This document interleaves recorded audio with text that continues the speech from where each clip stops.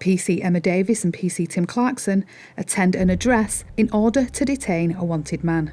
The man fails to cooperate, resulting in additional policing support being called in.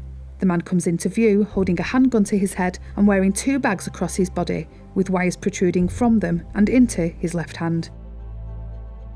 So as the taser operator, I'm obviously pointing it at him. You know, I'm sort of got a red dot on his chest from the taser.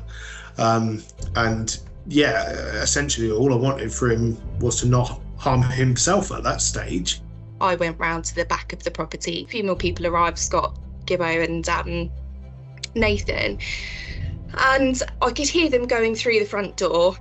I'd drawn my taser already as I'd come around the corner, and I lined up on the target through the door, and he pulled the pistol away from his head and across his body.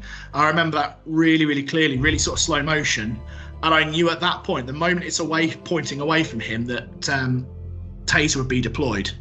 And we've both shot at the same time. I think his is slightly missed and mine's connected. And as he's done that, the chap has basically pressed his secondary device and smoke's filled the room. I don't think you really have time to think about it in great detail when you're faced with what you think is your colleagues being shot.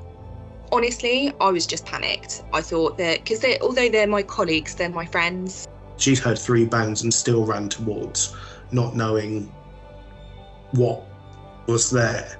For me, it was the overriding concern was their welfare. At this point, we managed to get him secured into cuffs. Right, get double cuff it. Someone double cuff. Once in handcuffs, we're happy he doesn't have access to the firearm, it's not in his hands. I arrested him, because at that point he still hadn't been arrested, obviously, because we were so busy doing everything else. So I stayed with him in the van, and we were still trying to find out what the devices were. PC Clarkson picked up the device and ran it away from the house to a nearby alleyway. It's an alleyway in a bit of a dip, there's walls on both sides. It was a really good place to put it. He threw it into the alleyway and then just retreated back. It's an explosive. He had a satchel bag, green bag, which was full of ball bearings, knife tips, glass. Actually, he was using it almost as like a pipe bomb type, shrapnel type thing. The amount of people it could have impacted was huge. Just thankful that no one got hurt. Every single person ran towards it, and that's endemic of our whole team. I guess it was just a really good team effort where, you know, you don't think in those circumstances, you just do. Sometimes we are going to be in dangerous situations in order to protect other people, and I think that's just a part and parcel of the job, really.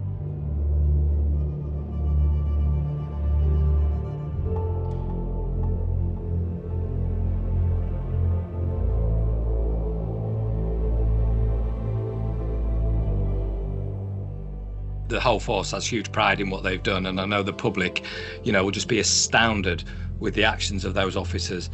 They went into that call not knowing what they were dealing with, and they were faced with the most incredible situation, and their professionalism, their bravery and their commitment to public service was incredible.